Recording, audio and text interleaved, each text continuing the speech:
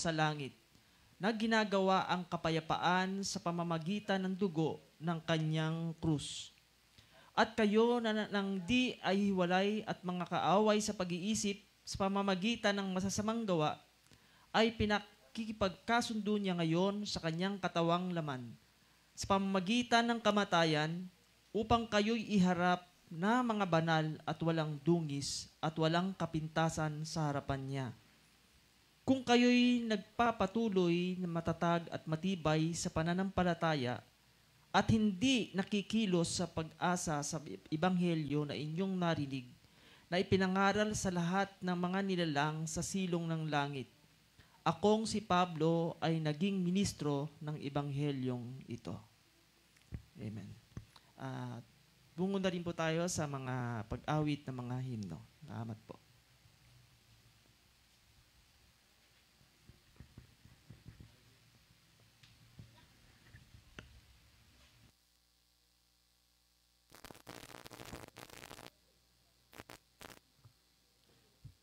Okay po.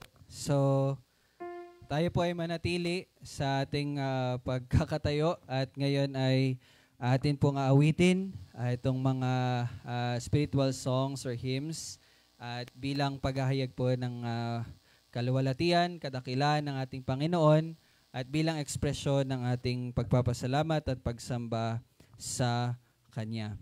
So, ang una po nating aawitin ay, ang title po ay Sing.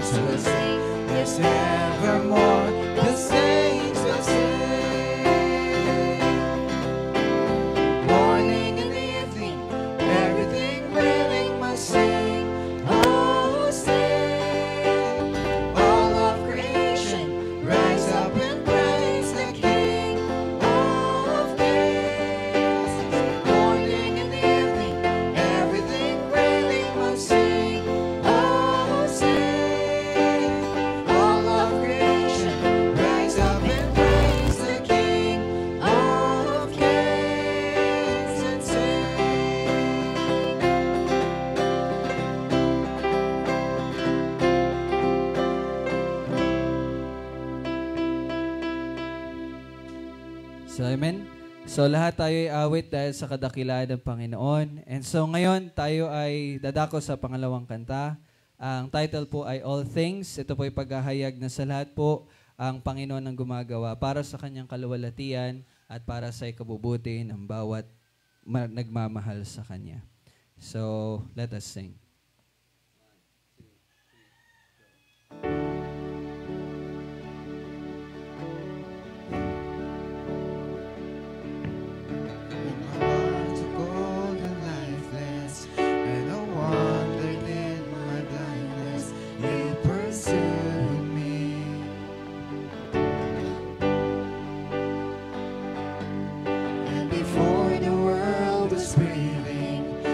Chosen to redeem me, for you love me, Lord, you love me. I know you are working all things for your glory and my good. Lord, you will accomplish everything you promised. All things for your glory and my good.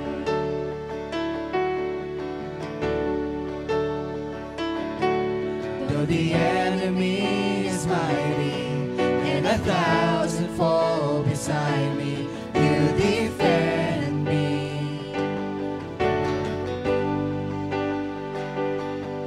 When the wilderness is endless and I feel the weight of darkness, you are with me.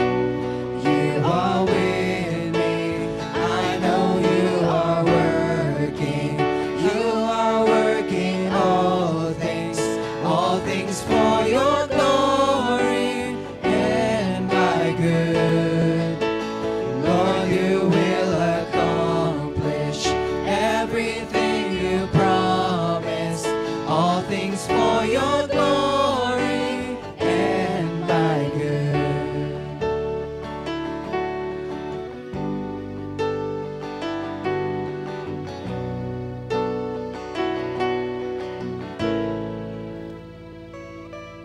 Till the day you come in power, or I reach my final hour, you will keep me. You're the author of my story. You are faithful, you are for me. I will praise you. I will praise you. I know you are working. You are working all things for your glory and my good. Lord, you will accomplish everything you promised. All things for your glory and my good. All things for your glory and my good. So sa uli nating awitin, atin pong ihahayag ng ating Panginoon ay siyang nagahari. So the Lord Almighty reigns.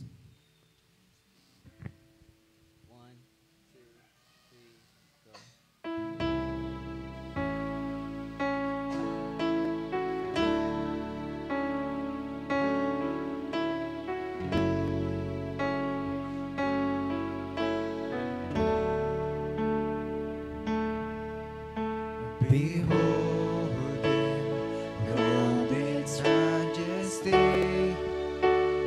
crowned with strength and glory. Holy is our King. Behold him, though the waters rage, breakers bow before him, tides rush to obey. He reigns when oceans roar. He reigns above the storm, enthroned on high. The Lord Almighty reigns.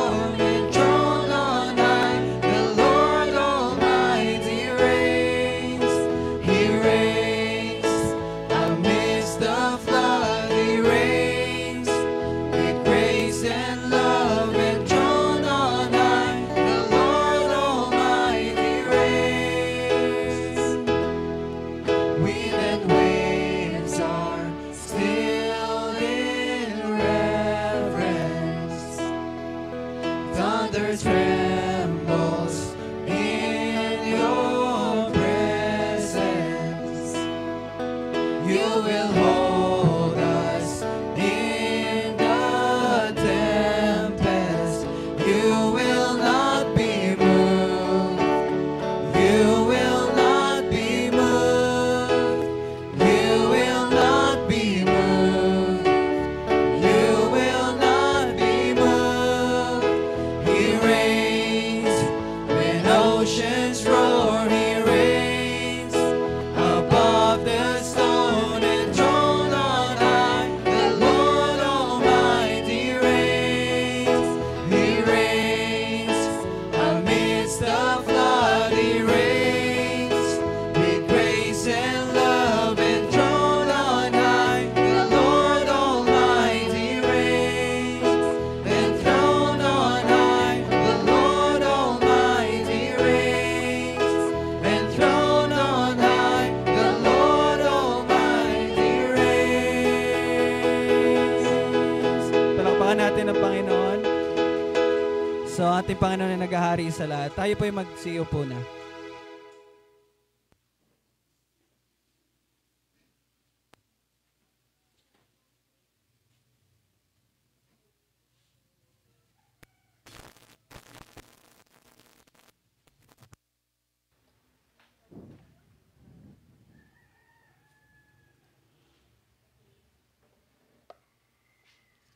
So, purihin po ang Panginoon at sa patuloy po natin na pagsamba, atin pong ibigay na yung ating mga paghahandog.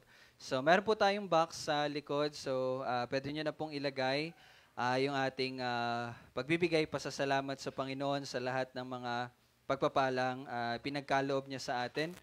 Pwede nyo din po siya isend sa GCash, sa mga online na kung gusto nyong maghandog at magbigay. So, ito po ay mga ginagamit natin para po sa pagpapatuloy na pagpapalaganap ng Ebanghelyo. At soon, kung meron pong mga nangangailangan sa ating mga kapatid, ay atin po itong maitutulong din para sa kanila. So, we are excited to announce to you na kami po ay, by God's grace, makakabili na tayo ng printer. So, ito po ay magagamit natin to publish yung mga e-books na meron tayo at makakatulong po sa pag-aaral. So, God willing, soon makakita po kayo dyan ng mini library.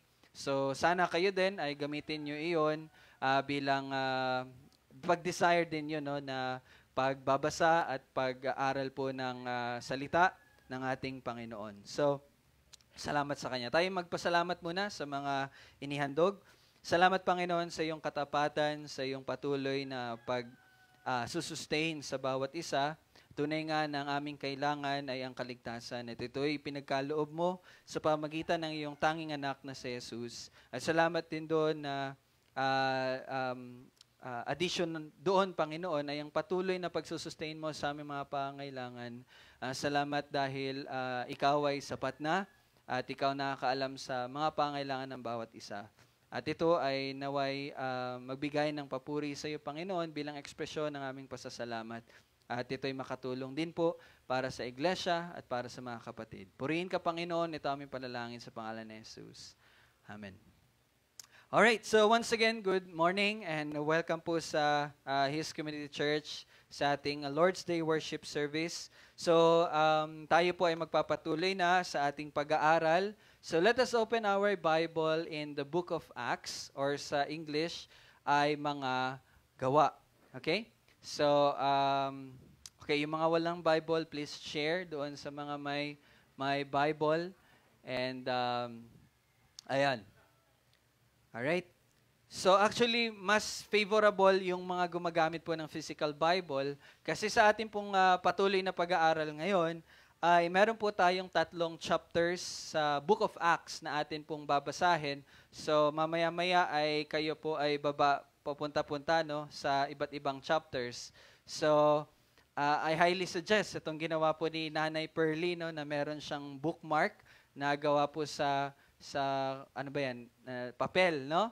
So makakatulong yan. Gamitin nyo po mamaya. So bilang pagpapatuloy, so paki-ready lang po yung Bible ninyo sa Book of Acts or mga gawa, chapter 9. Punta kayo sa chapter 9. And i-mark nyo din yung chapter 22. At pagkatapos ay lagyan nyo din po ng karton yung chapter 26. Maganda yan, Nanay Pearly. Mga gawa, chapter 9. Okay? Tapos, lagyan nyo rin ng clip yung chapter 22 at lagyan nyo din ng clip yung chapter 26 kasi gaganon-ganon tayo mamaya. Okay? So, once again, good morning at welcome po sa Lord's Day service natin, pati sa mga kasama natin sa online. Nakikita ko sila ngayon, so hello po sa inyo. Pati po sa mga nanonood sa live, welcome po at good morning. Okay, so last Sunday, natapos po natin yung chapter 8 po ng mga gawa. No? So medyo magkakaroon lang tayo ng pagbabalik tanaw. So chapter 8 po ng mga gawa. At doon po natin nakita po ang ministeryo ni Felipe. Okay? At doon po sa chapter 8, sa kalooban po ng Panginoon ay pinakita niya po sa atin yung dalawang klase po ng tao. No? Sa chapter 8, doon natin natutunan at doon din po natin nakita na meron po palang mga false converts. Ibig sabihin, within the church, meron po palang mga hindi tunay na mga mananampalataya. No? Nakita natin yan sa chapter 8 verses 9 hanggang 25. And then, last Sunday, nakita din natin na kasama doon is yung mga true converts or yung mga tunay na mga mananampalataya. Napag-aralan natin yon sa verses 26 hanggang 40 ng chapter 8. At ano po ang kaibahan ng false convert at ng true convert? Simply, ang true convert po ay niligtas po ng Diyos. So nakita po natin sa eunuko, yung story ng eunuko, kung natatandaan ninyo, lahat po yun ay orchestrated. Ibig sabihin, lahat po ng iyon ay gawa, lahat yun ay plano, lahat yun ay nakatakda, lahat yun ay sinadya, no? At yun, ang magawa noon ay ang ating Panginoon. Nakita natin doon yung pagkilos ng anghel, nakita natin doon yung pagkilos ng Espiritu Santo sa pagliligtas doon sa eunuko. Now, for this morning, tayo po ay mag-aaral sa chapter 9 from verses 1 hanggang verse 9. Pero kung titingnan nyo po yung verses 1 hanggang verse 31, makikita nyo po doon yung kabuuan ng pagliligtas ng Panginoon. Again, makikita natin yung pagliligtas ulit ng Panginoon sa tao na nagngangalang si Saulo. Okay? Or maybe you are familiar with Saul. Or, Paul. Pablo. Okay? So, itong taong ito is napaka-espesyal. No? Lahat po tayo espesyal. Kaya lang, makikita nyo dito, ma-highlight po dito yung pagka-espesyal niya. Bakit ko po ito nasabi? Gaya po na sinabi ko kanina, pakiready po yung mga gawa chapter 9, chapter 22, at chapter 26. Bakit po? Sa chapters po na iyon, makikita nyo po yung paglalathala kung paano po niligtas ng Panginoon si Pablo or si Saulo. Very special. Imagine, sa salita ng Diyos, 3 beses nyo mababasa yung paglalathala ng pagliligtas ng Panginoon sa Kanya. No? Very special. Bakit po? May dahilan po bakit siya special. And very unique po din yung pagkakaligtas sa Kanya. Okay, lahat po tayo, we have a unique story, pero mababasa natin sa salita ng Diyos, this is really something unique. Now, meron po 3 dahilan. Una po sa dahilan na yon, dahil po, siya ay espesyal dahil meron po siyang espesyal na gawain na ipapagawa ng Panginoon sa kanya. Ang kanyang conversion o yung pagkakaligtas sa kanya ay unique dahil ito'y mahalaga po sa kanyang pagiging apostol. At yung pangatlong dahilan, sasabihin ko po mamaya. So, please tandaan niyo po. Meron pa pong ikatlong dahilan bakit po siya special at bakit po siya unique. Now, for this time, tingnan niyo po yung verses 1 hanggang 9 ng chapter 9. Diyan po sa verse 1 and 2, so dinivide ko po sa 5 itong mensahe para lang mas madali ninyong maalala. If you are taking notes, pwede nyo itong i-note. The first part is charge. Okay? Makikita natin yan sa verse 1 and 2. The next C is conviction. Makikita natin yan sa verse 3 and 4. The third one is conversion. Makikita natin yan sa verse 5. And the fourth one is commission. Okay? Makikita natin sa verse 6. And the fifth one, hindi siya C, V. Validation from verses 7 to 9. Now, I want you to look sa verse 5 and verse 6. Tingnan niyo po yung verse 5 and verse 6. Babasahin ko lang quickly. Sabi sinabi ni Saul, "Sino ka, Panginoon?" At siya'y sumagot, "Ako si Jesus na iyong inuusig." So this is the first time na nagpakilala ang Panginoong Jesus kay Saulo. Now, tingnan niyo po yung verse 6. Diba? Verse 5 is conversion. Verse 6 is commission. Pag sinabi natin commission, pagbibigay ng utos, ng task, no? Ng mission, kumbaga. And verse 6, tumindig ka at pumasok sa lungsod at sasabihin sa iyo ang dapat mong gawin. Now, you have to understand na parang may kita nyo dito na the Lord Jesus Christ is commanding, nag-uutos kay Paul, kay Saulo. And take note, Saulo is actually, siya po ay isang kalaban ng mga mananampalataya at this point of time.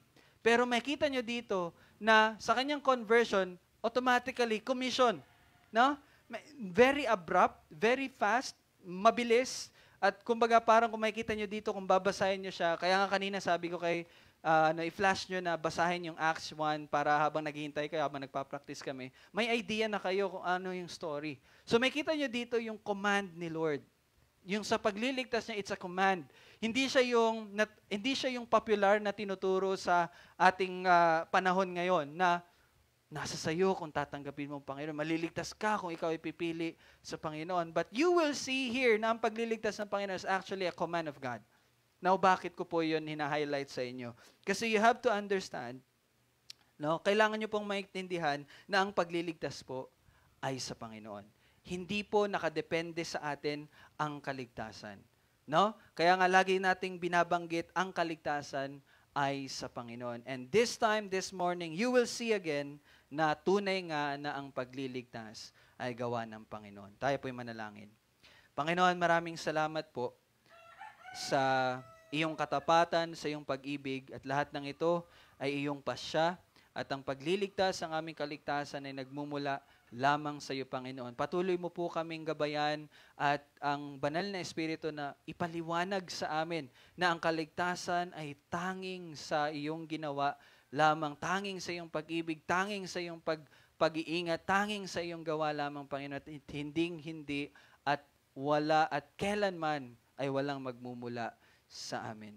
Naway ang Ebanghelyo mo, Panginoon, ay mas maging malinaw at ito'y magbigay ng kalakasan at pag-uudyok sa bawat isa na patuloy na magtiwala lamang sa iyo, O Diyos. Ito may panalangin sa pangalan ni Jesus.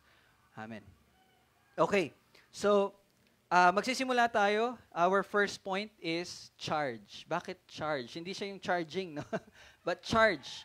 Okay, so dapat dyan sa verse 1, samantala, si Saulo. So now, na-introduce sa atin muli si Saulo. Kasi actually, nabasa na natin si Saulo sa chapter 7. Mamaya titingnan natin yon ulit. Now, let me give you a brief introduction kay Saulo. At ito pong babasahin ko po ay mula po sa preaching ni Dr. John MacArthur. And nagandaan ako sa pagkakasabi niya. Okay, ito pong description na ibibigay ko po sa inyo is description ng kanyang pagkakaligtas na. So, ano na to? Hindi pagkatapos na to na nangyari dito. Now, sa kapanganakan po, si Saulo po ay isang Hudyo. Sa kapanganakan. By birth, he is a Jew. Sa paniniwala, siya ay Pariseo. Sa citizenship, siya ay isang Roman. Sa pag-aaral, siya ay Griego. Sa biyaya, siya ay Kristiyano. Siya po ay misyonaryo, theologo, evangelist, pastor, teacher, preacher, organizer, leader, thinker, fighter, and a lover at the same time. So, ganyan po dinescribe ni Dr. John MacArthur si Saulo. And I agree, no? Kung mababasa niyo po yung story ni Pablo at yung mga sulat na ginawa ng Panginoon sa kanya, he is indeed, no? Yung mga sinabi natin kanina. Pero, let me introduce to you Saulo sa pamagitan ng salita ng Panginoon at makita ninyo kung saan siya nagmula. Tingnan natin sandali yung chapter 8, verse 1. Okay? Sabi niya sa chapter 8, verse 1, si Saulo ay sumang-ayon sa pagpatay sa kanya. Okay? So kung matatandaan niyo po sa chapter 7, doon natin nakita ang story ni Stephen or ni Esteban. And as a trivia, si Esteban po ay ang pinakaunang martir, Kristiyanong martir. He is the very first Christian martyr. Okay? And ang sumang-ayon po sa pagpatay sa kanya is si Saulo. Okay? And in verse 3 ng chapter 8, ngunit winawasak ni Saul dito no? Okay, Saul. Winawasak ni Saul ang iglesia sa pamagitan ng pagpasok sa bahay-bahay, kinaladkad ang mga lalaki at babae at sila'y pinapasok sa bilangguan. So, ganyan po natin unang nakilala si Saul. And yung salita pong winawasak dyan is actually the very only time na ginamit siya dito sa Biblia. Ang winawasak po nito, kung may imagine nyo yung parang isang hayop, isang anong tawag dyan, prey and the predator, no? Na inaano talaga, no? Kinakain, binabalatan, no? Ganun po ang parang paglalarawan sa ginagawa ni Saul sa kanyang pag-uusig sa mga mananampalataya ni Jesucristo. Okay? Now, sabi po dyan, si Saulo na may masidhing pagbabanta. No? Masidhing pagbabanta. So I think the Tagalog term gives us a feeling kung ano po talagang grabing galit ni Saul. Di po ba? Now in English, kung babasahin niyo siya sa English, ang pagkakasulat po doon, breathing threats. He is breathing threats. Breathing. No? Siguro kung mababasa niyo yon, ang may imagine niyo yung parang toro, yung sa mga palabas, yung toro na lumalabas yung ano, di ba? Pag galit yung toro, yan, nagcha-charge, umuusok yung breathing threats, no? Pero actually, hindi po 'yun ang pinapakita dito. Kung titingnan po natin yung original writing nito, 'di ba yung ganon, breathing out? But the original writing is breathing in. Breathing in. Hindi ganon, but now, anong pinapakita nito? Anong ibig sabihin nun? Ibig sabihin yun yung nagbibigay sa kanya ng buhay. No? Yung pag-uusig niya, yung pag-atake niya sa mga mananampalataya. Kasi pag ganun, galit lang pinapakita. Hindi, pero dito pinapakita, yun yung soul life niya. Yun yung tanging buhay niya. Yun yung tanging goal niya at this point of his life na usigin ang mga mananampalataya ni Kristo. No? So, sabi dyan, dahil sa kanyang masiding pagbabanta, and tingnan nyo dyan, ng kamatayan laban sa mga alagad ng Panginoon, no? Ay pumunta siya sa pinakapunong pari. Now, bakit siya pumunta sa pinakapunong pari? Sino ba ang pinakapunong pari? At this point of time, kailangan yung tandaan na ang Israel ay nakapaloob po or they are under the Roman Empire. Kasi nga sinakop sila ng Roman Empire. And yung mga yung Romans is ang pag-iisip nila sa mga pinakapunong pari as parang sila yung tumitindig na parang presidente ng nation ng Israel. So ibig sabihin, meron silang authority. Kaya si Saul ay pumunta doon sa pinakapunong pari. At anong ginawa niya? Verse 2. Humingi siya sa pinakapunong pari ng mga sulat para sa mga sinagoga sa Damasco. Now, meron lang introduction dito about some words. Sinagoga. Kung matatandaan niyo po, ang sinagoga po ay yung mga parang lugar kung saan nagtitipon-tipon po yung mga Hudyo. Okay? Now, bakit siya humingi ng sulat para sa mga sinagoga?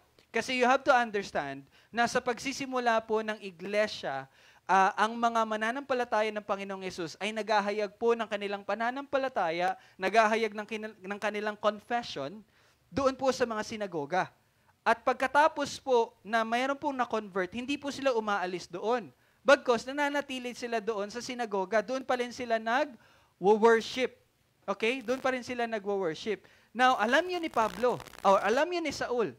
Kaya iniisip niya, okay, hihingi ako ng letter. Mamaya makikita niyo kung ano yung nakapaloob doon sa letter. Para sa mga sinagoga sa Damasco. Now, bakit Damasco? Now, ang Damasco po is actually, kung matatandaan niyo po sa history, ang Damasco po ay isa po, yan po yung capital city ng Syria in the ancient time. Yan po yung capital city ng Syria. Ibig sabihin, ang Damasco po ay hindi po siya Jewish place, hindi po siya, labas po siya sa Israel. Okay? Now, bakit sa Damasco? Kasi po sa history pala, ito pong Damasco ay isa sa mga may pinakamaraming mananampalataya. Okay? Now, let me give you a visual, para ma-visualize ninyo. In the history past, meron pong around 20,000 na mga mananampalatayang minasaker sa Damasco. 20,000 believers. And imagine, ang population lang po ng Damasco ay 150,000. So 20,000 of those population ay minasaker na mga believers. So around 15%, 13%.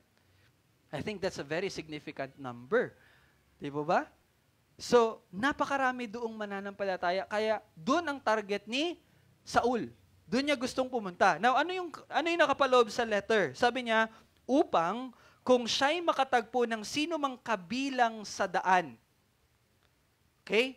Kabilang sa daan. Now, let me tell you, anong ibig sabihin nitong daan na ito? Yung mga mananampalataya po ng Panginoong Hesus, bago sila tawaging Christians, bago po tayo tawaging Christians, sila po ay tinatawag na mga kabilang sa daan. Bakit daan? Dahil po, ang pinapahayag po ng mga mananampalataya ni Kristo na si Jesus lang ang natatanging daan para sa kaligtasan. So, kaya po ang tawag sa kanila dati, mga kabilang sa daan. Okay? Now, actually, hindi siya magandang tawag dati. Actually, ito ay mockery. Alam niyo yung mockery? Ano ba Tagalog ng mockery? Parang pagmamock. Kumbaga parang, alam yung sarcastic na, alam mo yan, pero, basta, ibig sabihin, negatibo po yung ibig sabihin noon. No?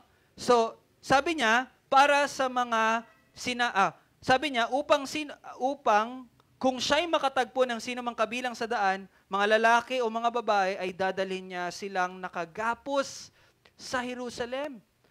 No, bakit niya gagapusin at bakit niya dadalhin sa Jerusalem? Kasi po, dadalhin niya sa Jerusalem upang sila ay litisin. Okay? And lilitisin sila upang sila ay mahatulan ng kasalanan na paglalapastangan or blasphemy na tinatawag. Now, alam niyo po ba sa Jewish consequence kapag ikaw ay napatunayan na you are blaspheming God is kamatayan. So the purpose of Paul is para patayin itong mga mananampalataya nitong si Jesucristo na tinatawag na mga kabilang sa daan. Okay? Ito pong gusto ko pong makita ninyo. Si Saul po, hindi niya lamang po gusto na paalisin or maalis yung mga mananampalataya ni Jesus sa Jerusalem. Kasi, di ba kung matatandaan nyo sa chapter 8, umalis na po yung mga mananampalataya. No? Sila po'y pumunta sa iba't ibang lugar. Pero hindi po siya satisfied doon. Hindi siya satisfied na umalis yung mga mananampalataya sa Jerusalem. But ang gusto niya ay ubusin ang mga mananampalataya.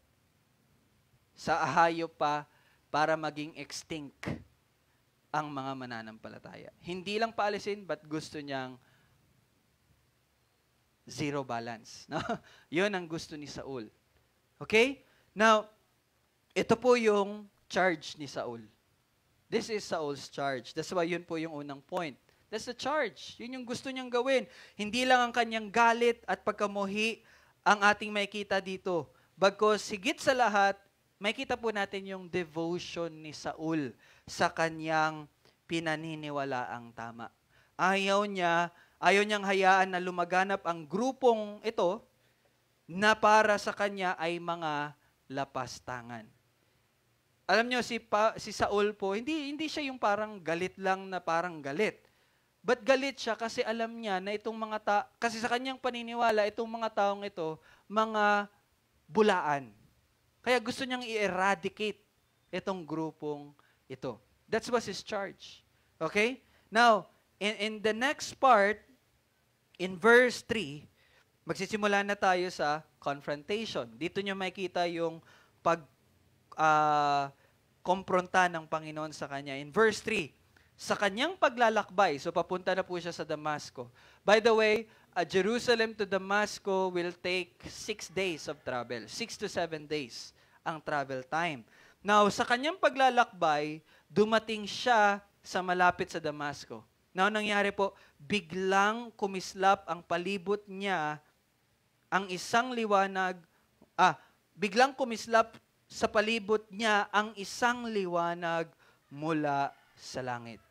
Okay? Now, para mas mabigyan tayo ng information patungkol po dito sa pagkislap na ito, punta po tayo sa chapter 26. Kaya sabi ko po kanina, di ba? I-clip nyo lang po. Chapter 26, basahin natin yung verse 13. Chapter 26, verse 13. Sabi po dyan, ng katanghalian. So, dito po sa part na to, malalaman na natin yung oras na nangyari ito. It's katanghalian or 12 noon. Okay? Di ba, mainit po, maaraw po, no? Nasa gitna yung araw. Nang katanghalian o hari, sinabi niya, si Paul po ang nagsasalita nito, pero binabanggit niya hari kasi siya po ay nagsasalita kay King Agrippa. Sabi niya, nang katanghalian o hari, ay nakita ko sa daan ang isang liwanag mula sa langit na higit na maliwanag kaysa araw, na nagniningning sa palibot ko at sa mga naglalakbay na kasama ko. Ibig sabihin, hindi lang po si Pablo nakita ng liwanag, but pati rin po ang kanyang mga kasama. Now, kung baka po maisip ninyo, hindi po to ordinaryong liwanag lamang. Kaya nga sabi niya, mas maliwanag pa kaysa sa araw. Now, tayo po, lumalabas po tayo, katanghalian, may kita natin yung araw. Yes, maliwanag siya, no? Pero hindi yun yung parang bumubulag sa atin, no? Pero dito, may kita ninyo na ito ay napaka-liwanag. Now, sabi niya dyan, nakita nila ang liwanag. Nakita din po nila ang liwanag. But you have to understand na si Saul lamang ang nakakita at nakarinig po na nagsasalita. Kasi may magsasalita po dyan na makikita natin. Kung babalik tayo sa verse 7 ng chapter 9, tingnan niyo po dyan sa verse 7 ng chapter 9. Ang mga taong naglalakbay na kasama niya ay hindi nakapagsalita sapagkat naririnig nila ang tinig ngunit walang nakikitang sinuman. So, naririnig po nila yon. And kung pupunta po tayo sa chapter 22 verse 9, chapter 22 verse 9, sabi po diyan, nakita ng mga kasamahan ko noon ang liwanag. So you see, all of them, nakita nila ang liwanag. Ngunit hindi nila narinig ang tinig ng nagsalita sa akin. Pero may naririnig silang noise. Hindi lang nila maintindihan. Okay? Now, you have to understand that kasi may kahalagan po yan mamaya. Now, ang nagpakita po at kumausap po kay Saul ay ang Panginoong Jesus. Kung mababasa nyo dyan sa chapter 9, balik sa chapter 9, verse 5, sabi dyan, sinabi niya, sino ka, Panginoon? At siya'y sumagot, ako si Jesus na iyong inuusig. Okay? Now, ang gusto ko po makita nyo dito sa confrontation na ito po ay gaya nung nangyari po sa eunuko. Ano ba nangyari sa eunuko? Kung matatandaan nyo sa chapter 8, ang Espiritu Santo po at ang isang anghel ang kumilos, di po ba? Sa buhay ng eunuko. Now, makikita po din natin dito na ulit ay ang nag-initiate po ay ang Panginoon. Now, this time, hindi na po ang Espiritu Santo. This time, Jesus Christ Himself. Okay, dapat niyo po maintindihan ng nakikipag-usap at nagpakita po kay Saul ay ang Panginoong Jesus. At sino pong nag-initiate? Sino pong nag-initiate para kausapin, magpakita kay Saul? It is God Himself. And you have to understand, mga kapatid, kayo na nakikinig ngayon, bawat isa po sa atin, tayo rin po ay nakakilala at nakakita at nakarinig at nakaunawa ng salita ng Panginoong Yesus dahil siya po ang nag-initiate na kumilos sa ating buhay. Ang pagliligtas po, ang kaligtasan po ay hindi dahil sa ating paglapit or sa ating pag-surrender sa Panginoon. No. Salvation is God's initiative. ang kaligtasan mo ay dahil sa pagkilos ng Panginoon. And you have to understand that. You have to understand that. Kasi in our present time, ang tinuturo is this: if you surrender yourself to God, if you will choose God, you will be saved. No, you do not choose Him. Hindi ikaw ang pipili, hindi ikaw ang pumili sa Kanya, but siya ang pumili sa iyo. And you know what? Kailan Kanya pinili? Before the foundation of the earth. And this is another classic example na pinapakita sa atin na nag-initiate ay ang Panginoon. Imagine Paul, ang nasa isip niya lang is ubusin itong mga mananampalataya ni Jesus. Yun lang ang gusto niyang gawin. And then suddenly, may nagliwanag at nagpakita sa kanya. Okay? And in this confrontation, actually, makikita niyo po dito in verse 4. Grabe yung pagkakasabi dito in verse 4. Sabi diyan, bumagsak siya sa lupa at nakarinig ng isang tinig na sa kanya'y nagsasabi, Saulo, Saulo, bakit mo ako inuusig? Saulo, Saulo, bakit mo ako inuusig? Now you know what? In the Jewish or in the Jewish language, kapag ang pangalan po inulit ng 2 beses, ano pong pinapakita nun? Ito po ay pagpapakita ng malapit na relasyon ng isang tao sa isang tao. Okay? This shows intimate relationship. And you have to see, Saulo is just rebelling against God. Tama? Pero ano ang pagkakasalita at pagkakausap ng again, it is the Lord Jesus Christ. Anong sabi niya? Saulo, Saulo. Hindi po yun. Hindi po yun, Saulo! Hindi po ganon. But Saulo, Saulo. With love. Now, let me give you example. Kung matatandaan niyo po yung papatayin na po ni Abraham, si Isaac. Ano pong pagkasabi? Abraham, Abraham. At si Jacob po, nung nagpakilala po ang Panginoon kay Jacob, anong sabi sa kanya? Jacob, Jacob. Kay Moses, sa burning bush, ano pong sabi? Moses, Moses. Kay Samuel, yung pinakaunang propeta na nagtalaga sa pinakaunang hari ng Israel. Nung siya ay bata pa na nasa templo kasama si Eli, anong narinig ni Samuel? Samuel, Samuel. Kay Martha, yung kapatid ni Mary at kapatid ni Lazarus, and ito pong tatlo ay may malapit po na relasyon sa ating Panginoong Yesus. Nung nagrereklamo si Martha kay sa Panginoong Yesus, sabi niya, Lord, si Mary nakaupo lang sa iyo, nakikinig, hindi siya tumutulong sa akin, ang daming tao, dapat maghati kami ng banana cake para mapakain sa mga nakikinig sa iyo. Anong sabi ng Panginoong Yesus sa kanya? Martha, Martha. And si Pedro, no? Nung sinabi ng Panginoong Yesus sa kanya na si Satanas ay hinihingi siya upang sirain siya, upang wasakin siya, anong sabi niya? Simon, Simon. It's the same language na pinapakita dito na sinabi ng Panginoong Yesus kay Saulo habang siya ay nagre-rebelde sa Panginoong Yesus. Ano sabi niya? Saulo, Saulo. You have to see here na bago pa man maniwala si Saul, bago pa man maniwala manampalataya si Saul, siya'y inibig na ng Panginoong Jesus. And it's the same thing sa bawat isa sa atin na nandito. Bago ka pa man manampalataya sa ating Panginoong Jesus, ikaw ay inibig na. And kahapon, kung sino man nakasali sa Night of Psalms, Hymns, and Prayers, di ba nakita niyo doon?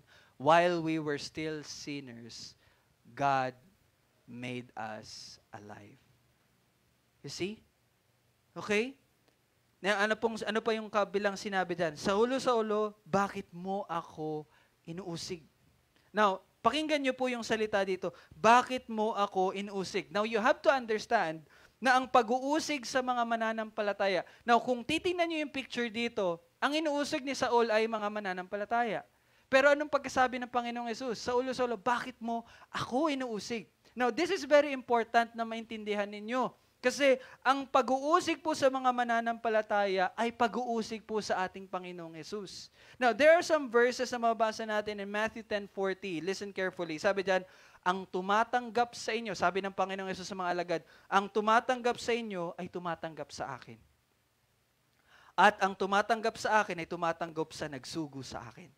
Now, in Luke 10:16, ang nakikinig sa inyo ay nakikinig sa akin. At ang nagtatakwil sa inyo, ay ako ang tinatakwil. Sabi ng Panginoong Yesus. At ang nagtatakwil sa akin, ay tinatakwil ang nagsugo sa akin. You see? And John 15:8, kung kayo'y kinapupuotan ng sanlibutan, ay alamin ninyo na ako muna ang kinapupuotan nito. Now, bakit ganito po yung language ng salita ng Panginoon? Kasi you have to understand, it is not difficult to understand. Hindi po ito mahirap unawain, no? Na ang umuusig sa atin ay umuusig sa Panginoong Yesus. Bakit? Bakit? Sino ba ang iglesia? Ano ba ang iglesia? Ano ba ang church? 'Di ba? Church is composed of the body of believers, di po ba? Sino ba ang church? Ang church po, ang iglesia ay ang katawan ng ating Panginoong Yesus. Okay? In theology, merong sinasabi na dalawang katawan ng Panginoon. Yung katawan niya na nandun sa langit at ang katawan niya na nandito sa lupa. At yun na yung church. Bawat isang mananampalataya ay kabilang sa katawan ng church. At ito, para mabilis. Inuusig ang katawan. Sino bang ulo? Sino ang ulo? Ang ulo ay ang Panginoong Jesus. So, kung anong ginagawa sa body is also done sa ulo ng iglesia. Now, I want to insert dito po sa parte na to, ganito po kahalaga ang pagkonekta sa isang iglesia. Okay? Mga kapatid, may mga bago sa atin, merong mga tagal na sa atin, but you have to understand the importance of connecting to the church. Wala pong mananampalataya na sasabihin sa sarili niya na okay lang, kaya ko naman sa sarili ko. Now, kung babasahin niyo po ang salita ng Diyos, being part of a church is a reflection na ikaw ay parte ng the church. Hindihan niyo po yun? So mga kapatid, if anyone here na medyo hindi pa ganun kakonektado sa church, you must understand that you have to be connected. Kasi ikaw ay parte ng isang katawan. Hindi pwede na lone ranger ka lang. Hindi pwede 'yon. You must submit to the church kasi doon ka huhubugin at doon ka lalago. Then, minarapat ng Panginoon na gamitin ang iglesia para sa ikabubuti mo din. Okay?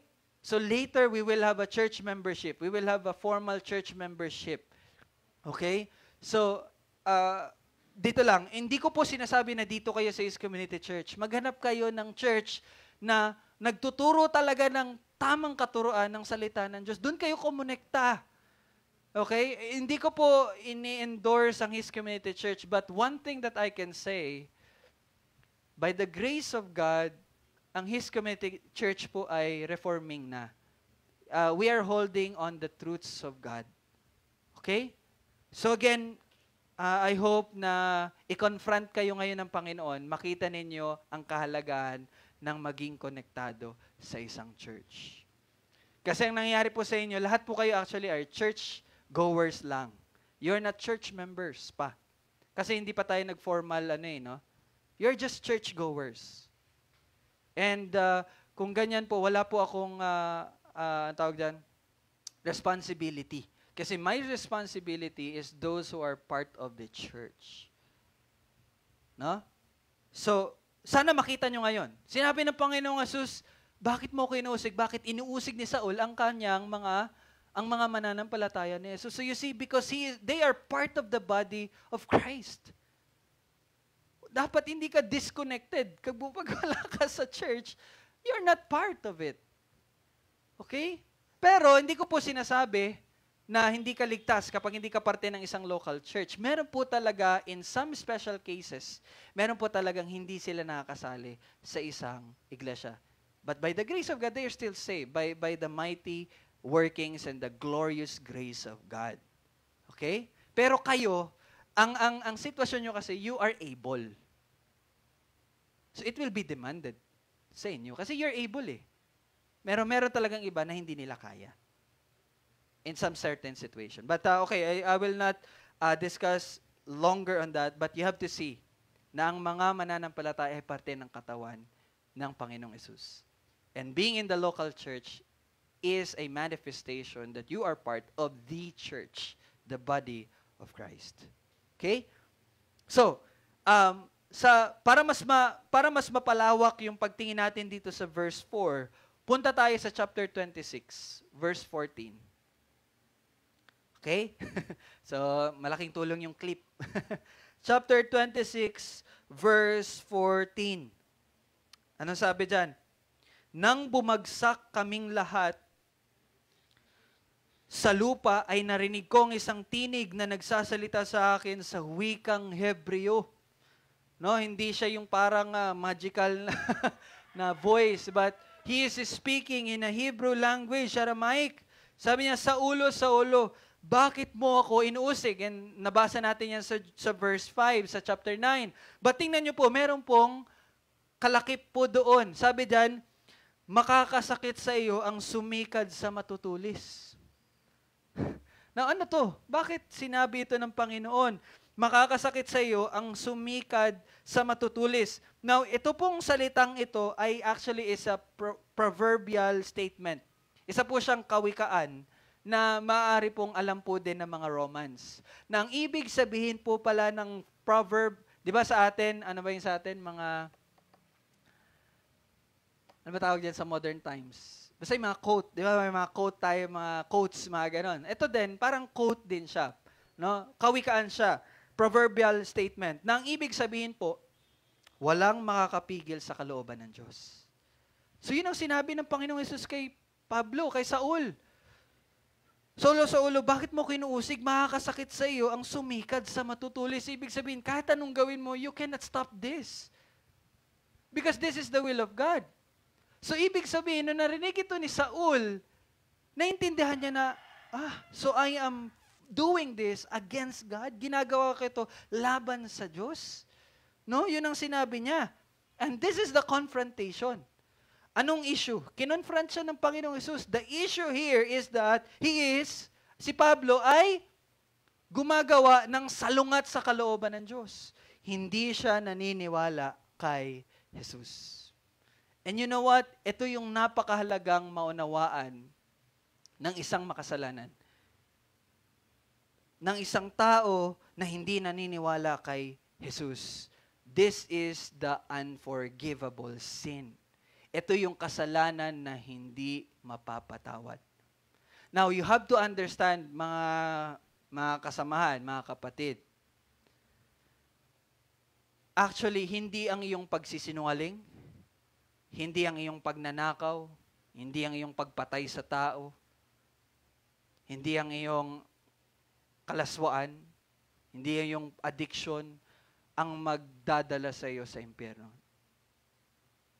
But actually, what condemns you is ang hindi mo paniniwala kay Jesus.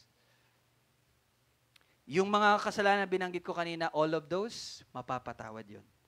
But hindi pananampalataya at paniniwala na si Jesus lamang ang daan sa kaligtasan will send you to hell.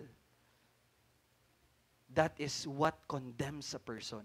Kapag siya ay hindi naniniwala na si Jesus lamang ang tanging daan. Okay? Dati po, unknowingly, unconsciously, ganito po din tayo. Kasi we so much depend on ourselves. Diba? Iniisip natin na ako'y naligtas kasi sakristan ako. Kasi active ako sa church. Kasi nagsisimba ako. Tapos kapag hindi na makapagsimba, tatanungin mo ang sarili mo, ligtas ba ako? Di ba? Bakit ganun ang tanong? Kasi unknowingly, kahit alam natin ang kaligtasan is through Jesus Christ, but still, tayo ay nakadepende sa sarili nating ginagawa. But kung tayo ay may pag-iisip na ganyan, kapatid, you must repent.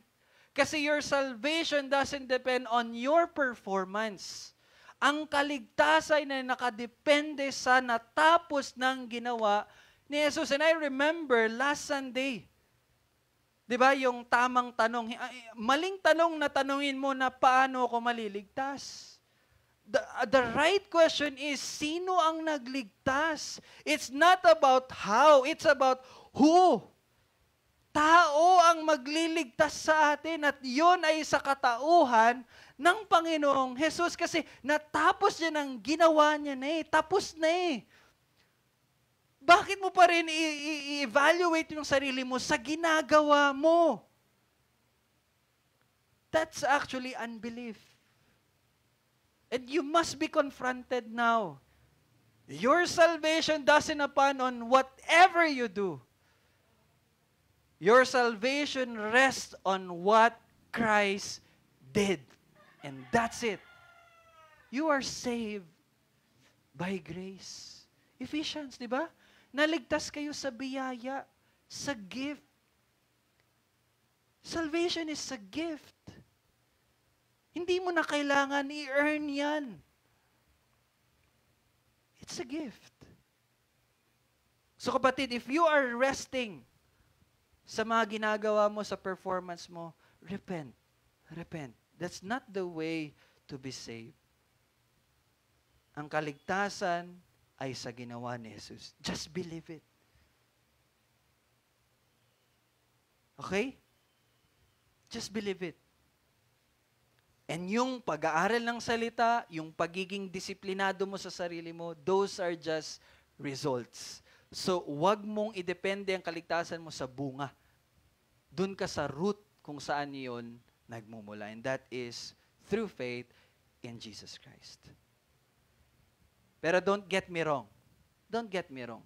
Ang bunga ay lalabas talaga sa inyo. It's inevitable. Hindi po yan mapipigilan. Lalabas at lalabas yan sa atin. Kaya nga sabi nga ng mga nauna natin mga kapatid, tayo po ay sinners at the same time saints. We are sinners at the same time saints. Bakit? Kasi patuloy po rin tayo makagawa ng kasalanan. Kasi we are still in the body of sin. Okay? Ito po, tayo po ay niligtas na sa kabayaran ng kasalanan. That is eternal death. Naligtas na tayo doon. Naligtas na din po tayo sa kapangyarihan ng kasalanan. We are no longer slaves of sin. Hindi na po tayo alipin ng kasalanan. We are now free. And our freedom is nagbibigay sa atin ng kakayanan na sundin ang Panginoon. That's the freedom that we have. Pero, yung pangatlo, hindi pa tayo nasa presensya pa rin tayo ng kasalanan. Okay? Sa kabayaran, wala na tayo. Sa kapangyarihan, wala na tayo. Pero sa presensya ng kasalanan, nandyan pa rin. That's why we will still sin. Pero that is not the basis of your salvation. The basis of your salvation is the free gift of God through Christ, through faith. And yun ang ginawa ng Panginoon dito. He confronted Saul. Bakit hindi ka naniniwala sa akin? Bakit mo ko inuusig? You are just going against the will of God. Pero hindi mo iyon mahahadlangan. Yun ang sinabi sa kanya. That's the confrontation. Now, in the next verse, you will see the conversion. Makikita nyo dito yung pagbabago. In verse 5, sabi ni Saul, "Sino ka, Panginoon?" Sino ka, Panginoon? Now, you have to take note. Kung titingnan nyo po yung Bibles ninyo, it was written in the big letter P or big letter L sa English. You know why? Kasi ang pagkasulat dito sa Griego is hindi po yung Lord na Panginoon na parang pag-show respect sa may mas mataas na posisyon sa atin. Kasi di ba kung maririnig nyo sa movies, sinasabihan nila yung mga hari, yung mga medieval times sa mga movies, ano yan, mga lord, di ba? What do you want me to do, Lord? Di ba? Ganon sila. Si Lord Vangelion, mga ganon-ganon pa yung mga tawag sa kanila. But this term here, Lord, is not about that. Yung Lord dito, yung Panginoon dito, is actually,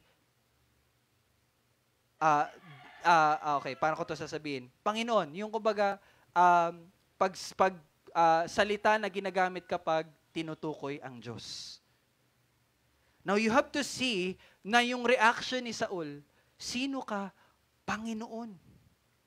Ibig sabihin, natukoy ni Saul na ang nagpakita sa kanya at ang kumakausap sa kanya ay ang Panginoon, ang Diyos. He recognized. Pero ang sabi niya, sino ka? Parang kabaliktaran. Now, you have to understand, si Saul po, hindi niya po nakita ang Panginoong Jesus. Hindi niya alam yung physical na itsura ng ating Panginoong Jesus. That's why he asked, sino ka? Yes, you are the Lord. Pero sino ka? Naintindihan niyo po yan? Kasi hindi niya nakita eh. Hindi niya nakilala sa mukha ang Panginoong Yesus dahil hindi niya ito nakita nung buhay pa ang ating Panginoong Yesus. Kasi that time, nag-aaral pa lang po si Saul. Nag-aaral pa lang siya.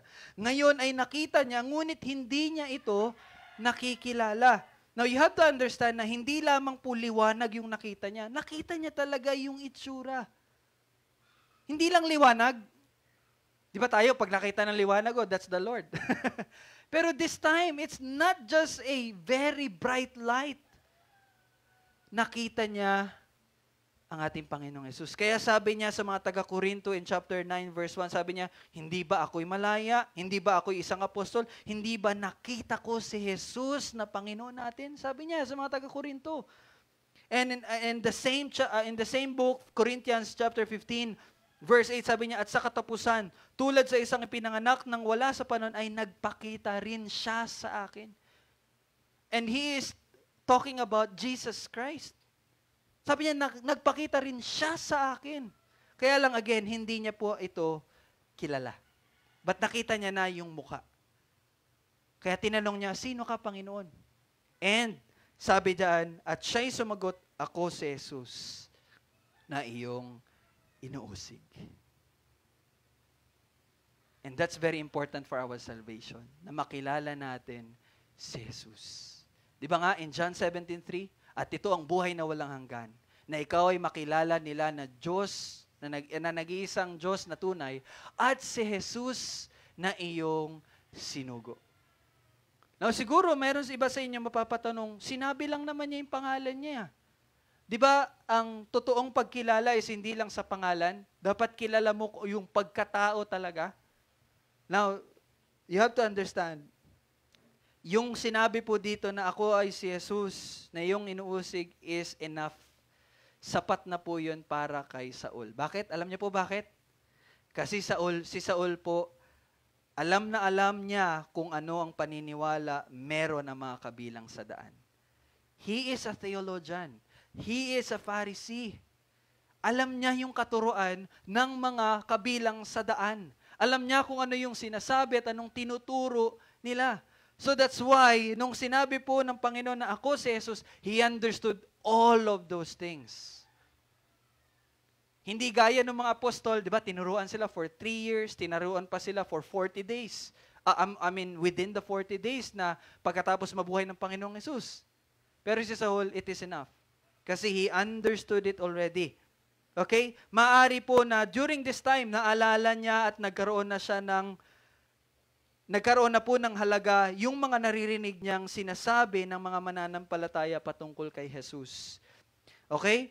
Maaring natandaan niya po yung sinabi ni Esteban. Kasi nga po, siya po yung nag-approve sa kamatayan ni Esteban. At ano bang sinabi ni Esteban? Punta tayo sa chapter 7, verses 55 hanggang 56. Chapter 7, 55 to 56. Ano pong sinabi ni Esteban?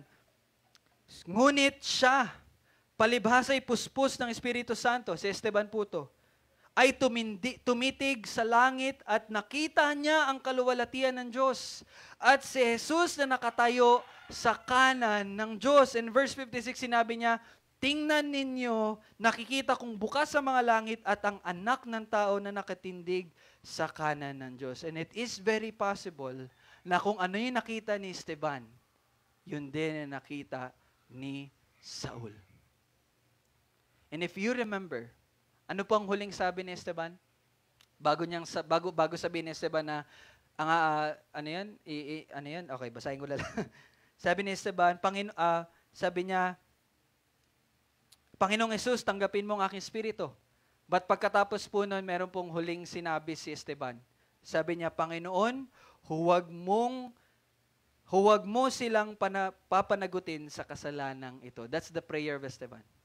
Huwag mo silang papanagutin sa kasalanang ito. At alam niyo po ba, yung panalangin ni Esteban is tinugunan ng Panginoon. There was an answer to that prayer. And who was it? Si Saul. Saul is an answered prayer of Esteban. Sino pumatay kay Esteban? Si Saul. Anong huling sinabi ni Esteban bago siya mamatay? Huwag mo itong ipagpanagot sa kanila itong kasalanan nito. And sino yung sagot sa panalangin na yon? Si Saul. Kaya nga 'di ba last time sabi natin, kung meron mang umuusig sa atin, ipanalangin lang natin sila. Because you don't know kung anong gagawin ng Panginoon sa kanila. And this is a very good example for us. 'Di ba? Naintindihan niyo po 'yon? Now, punta tayo sa chapter 22 verse 10. Chapter 22 verse 10.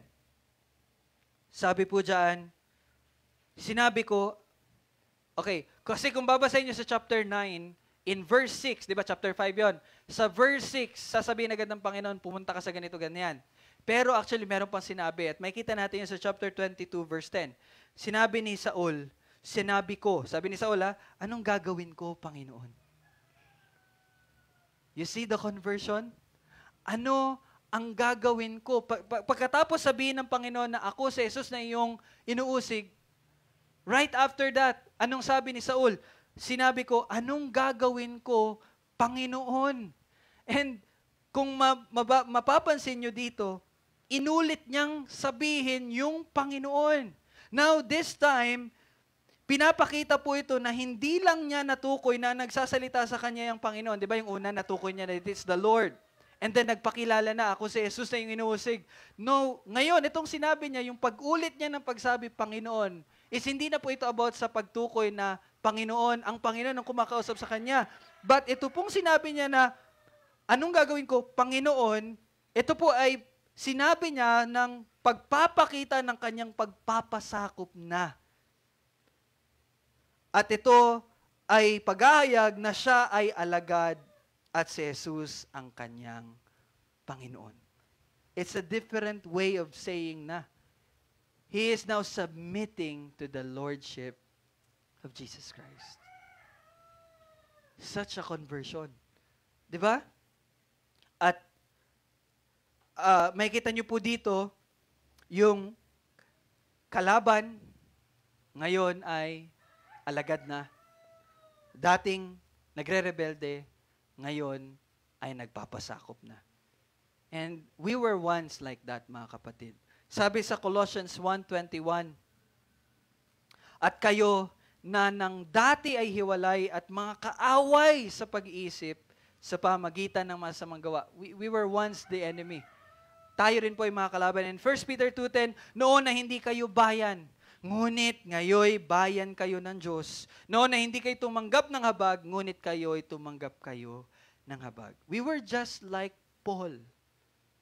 No? And isa po sa pagpapakita na na-convert na talaga dito si Saul is yung sinabi niya, yung tanong niya, ano ang gagawin ko? Okay? Ano ang gagawin ko? Ngayon, siya na po ay handa nang gawin kung anong kalooban ng Diyos. Hindi na ang plano niya, hindi na ang kalooban niya, kundi ang kalooban na ng Diyos. And let me ask you, ano pong dahilan bakit siya pumunta sa Damasco? Upang gawin ang kalooban niya. Di ba? Upang gawin yung pag-ubos sa mga mananampalataya. Pero this time,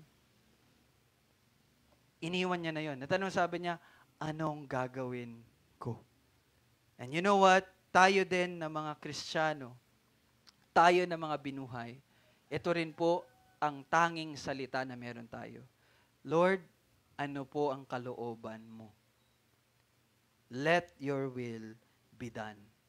Ito po ang bunga ng kanyang pagbubuhay muli sa atin. Ito po ang bunga ng pagliligtas ng Panginoon sa atin. Our life, ang buhay natin ay nakapaloob lamang sa kung ano po ang kalooban ng Diyos.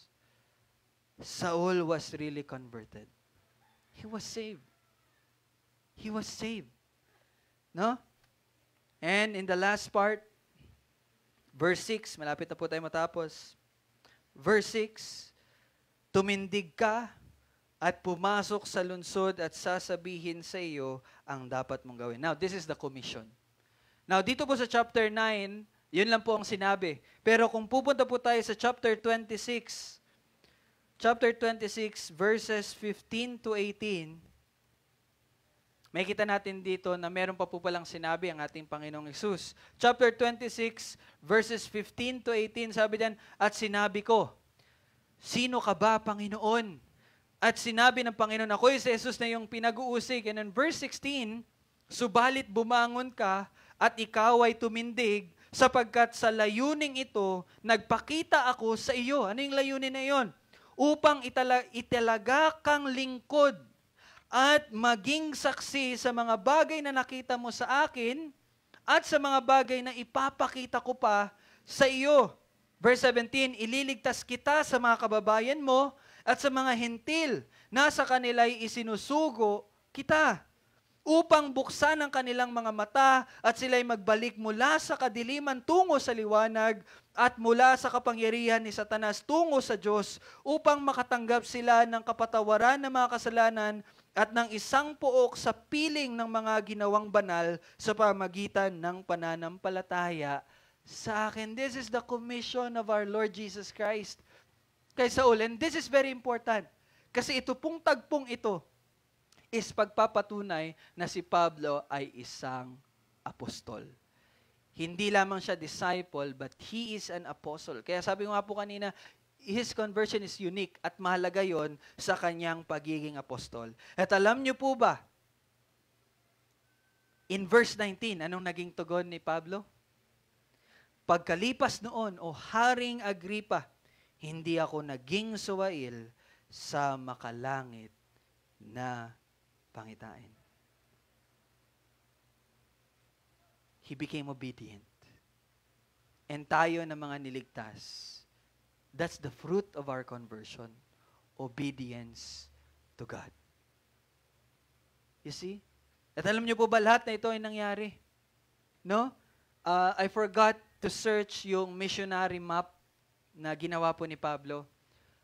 Maganda sana na makita niyo yun, pero you will see na ang pagkilos ng Panginoon sa buhay ni Pablo, napakadaming bansa at tao ang naligtas sa paggamit ng Diyos kay Pablo. Naging tunay yung sinabi dito. And tingnan niyo yung verse 17.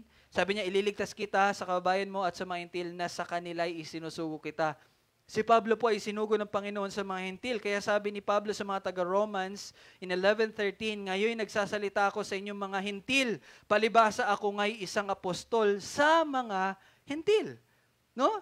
Nangyari. Sumunod talaga si Pablo sa sinabi ng Panginoon. And in verse 16 dito sa chapter 26, yung later part, di ba sabi dan, at magiging saksi ka sa mga bagay na nakita mo sa akin at sa mga bagay na ipapakita ko pa sa iyo. At naging totoo po ito. Kung titingnan niyo po yung New Testament, there are 27 books sa New Testament and 13, almost half ng New Testament was written by Paul. Lahat ng ipinakita sa kanya ng Panginoon, isinulat niya iyon. And until now, yun ay nagiging saksi sa bawat isa ng mga mananampalataya. And mga kapatid, the commission na ibinigay ng Panginoon kay Paul is the same commission na ibinibigay ng Panginoon sa bawat mananampalataya. You are witnesses of Christ. Kung kayo ay tunay na binuhay at niligtas ng Panginoon, you have to understand na ikaw ay saksi ng Panginoong Jesus. So I want to challenge you, grow up. Grow up. Be matured. No? Share and declare the gospel of Jesus Christ. Huwag ka na pong manatili sa sarili mo. Puro na lang sarili mo, puro na lang sarili mo. Grow up because you are a witness of Christ. And Stephanie is a product of that. By the grace of God. Isa lang din siya sa mga nasharean doon sa pier. Ara Joyce and her family.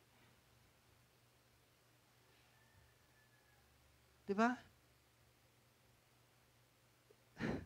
Hindi mo alam. Ililigtas ng Panginoon. Just obey. Kaya nga diba, nung mga nakaraang linggo, ano pong application natin? Just be a Christian. Mamuhay ka lang bilang Kristiyano. Because sa pamumuhay mo bilang Kristiyano, sa pagsunod mo sa Panginoon, the Lord is saving His people. You see? Now, the last part, validation. Ano ba yung validation? Pagpapatunay, natunay talaga. Di ba? Balik tayo sa chapter 9, verse 7. Ang mga taong naglalakbay na kasama niya ay hindi makapagsalita sapagkat naririnig nila ang tinig, ngunit walang nakikitang sinuman. Now, at first glance, at first reading, parang wala lang siya. No? Okay, narinig nila, pero hindi nila naririnig. Yung nagsasalita. But you know what? Ito pong tagpong ito ay isa pong tanda at kababalaghan. Kaya mo ba, Yana, magsalita ka na si Gab lang nakakaintindi pero the rest of them hindi nila naunawaan? Kaya mo ba yun? No one can do that. Di ba? No one can do that. But here, nangyari yun. Bakit? It is a supernatural work. It's not a natural work, but a supernatural. Ito po ay tanda. And in verse 8, tumindig siya sa ulo mula sa lupa at pagmulat ng kanyang mga mata ay wala siyang makita. Kaya't kanilang iniakay siya sa kamay at ipinasok siya sa Damasco. Now, what is supernatural about verse 8? Punta tayo sa chapter 22, verse 11. Chapter 22, verse 11. What is supernatural here? Di ba nabulag po si Saul? Nung nakita niya liwanag. Now, most of us, nung binasa natin to, anong naisip natin? Nabulag talaga si Saul. Actually, hindi siya nabulag. Hindi siya nabulag. Chapter 22, verse 11. Nang hindi ako makakita dahil sa kaningningan ng liwanag na iyon. Hinawakan ang aking kamay ng mga kasamaan ko at nila ako sa Damasco. Ano nangyari sa kanya? He was blinded, not literal blinded, but he was blinded because of the light. Na-experience nyo na po yung tututukan kayo ng ilaw tapos hindi kayo makita. That is the kind of blindness na nangyari kay Saul. Not the literal blindness na nawala yung sight niya. But hindi lang siya makikita because of the super bright light na kanyang nakita. And take note, hindi po nabulag yung mga kasama niya. Kung iniisip niyo po, 5 lang sila doon. No! Marami yun. Bakit po marami? May mga sundalo yun. Bakit? Kasi nga, huhuliin nila yung mga mananampalataya. So, ilang karwahe siguro yung nandoon. But only one person ang nakakita at nabulag dahil sa kaningningan ng liwanag na yun. And that is only Paul. Gaya nung kanina, yung sa pakikipag-usap, si Saul ang nakarinig at si Saul ang nakaunawa. Now this time sa light, although nakita nila ang light, but not that very bright light na nakita ni Saul. So again, it's a supernatural happening. Now, ano nga po ang purpose ng tanda at ng mga kababalaghan? The purpose of that is upang patunayan na yung nagmemensahe na yon ay galing talaga sa Diyos. But the very unique thing here, it is the Lord Jesus Christ Himself talking to Saul. See? That's a validation na ito ay gawa at pagkilos ng Diyos. Now, the second part of validation in verse 9. Sa loob ng 3 araw, siya'y walang paningin at hindi kumain ni uminuman. Now, how should we understand verse 9? Hindi siya kumain at uminom. Bakit po? Ha? Kasi nagulat siya? Hindi. Bakit hindi siya makainom? Kasi, una, there are 2 reasons na ibibigay ko po sa inyo. Una, naunawaan niya na po na lahat, buong buhay, siguro 15 or 16 years, maybe si Saul dito ay around 17 to 18 years old. Yung 15 to 16 to 17 years na pinamuhay niya, inaral niya, ginugol niya yung oras niya, ngayon ay wala ng halaga. Lahat ng iyon, lahat ng yung pinamuhay niya, naunawaan niya, oh, those are nothing. Walang halaga. At alam nyo, ano po yung patotoo na tunay na unawaan niya walang halaga? Tingnan nyo po yung sinabi niya sa chapter 20, verse 24. Chapter 20, verse 24. Sabi dyan, ngunit hindi ko itinuturing ang aking buhay na mahalaga sa aking sarili, upang maganap ko lamang ang aking katungkulan at ang ministeryong tinanggap ko sa Panginoong Jesus, na magpatotoo sa magandang balita ng biyaya ng Diyos. Naunawaan niya, it's a total, complete, 180-degree na pagbabago. Diba? Lahat nung dati niyang pinag-aralan, wala yun. And in Philippians chapter 3, basahin, okay, I think I would like to request you, please open, Philippians chapter 3, verse 4 to 11. Medyo mahaba siya, pero I want you to read it with me. Napakaganda at napakahalaga nito. Filipos sa Tagalog, Philippians sa English. Hindi Philippines, ha? Philippians.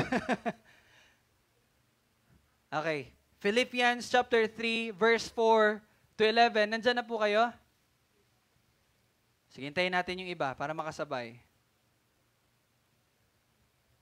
Okay na po?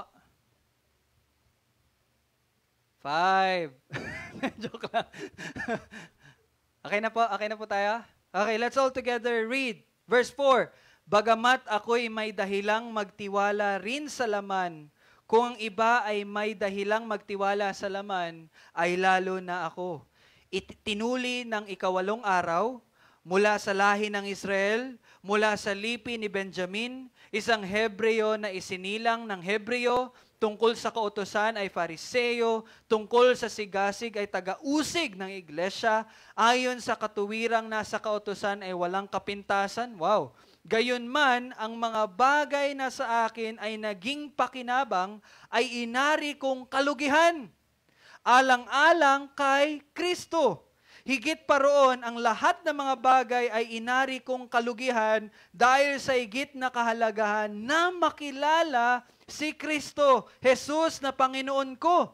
Alang-alang sa Kanya, tiniis ko ang kalugihan ng lahat ng mga bagay at inari kong basura lamang upang makamit ko si Kristo. At ako'y matagpuan sa Kanya na walang sarili kong katuwiran na mula sa kautusan. You see? Kundi ang katuwiran sa pamagitan ng pananampalataya kay Kristo. Ang katuwirang buhat sa Diyos na batay sa pananampalataya. It's very clear, mga kapatid. Verse 10, upang makilala ko siya at ang kapangyarihan ng kanyang muling pagkabuhay at ang pakikisama sa kanyang mga kahirapan, na ako'y matulad sa kanya sa kanyang kamatayan upang aking makamit sa anumang paraan ng muling pagkabuhay mula sa mga patay. In those 3 days, yun po yung iniisip ni Saul. Sino baga naman ang makakakain noon? Sino baga naman ang makakainom? Kung you realize na yung buong buhay mo ay wala palang halaga. The only meaning of his life is to know his Lord. And that is Jesus Christ. At pangalawa pong dahilan, siya po ay nagsisisi. Grabe yung pagsisisi niya. Imagine, pinatay mo, inusig mo, yung mga mananampalataya ng Panginoon. Makakain ka ba nun? Siguro naisip niya dito si si Stephen. Siguro hindi nawawala yung imahe ni Stephen nung siya'y namatay. Grabing pagsisisi yun, di po ba? No? Kaya sabi niya, pero yung pagsisisi po na iyon, ay may kabalikat po na sobrang pagpapasalamat sa Panginoon.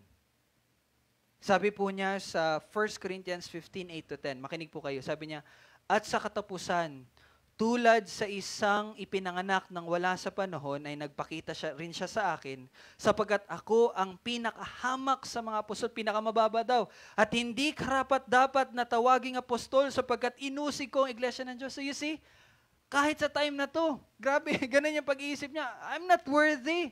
Kasi inusig ko, pinagpapatay ko, pinagkukulong ko, pinaghagupit ko yung mga mananampalataya.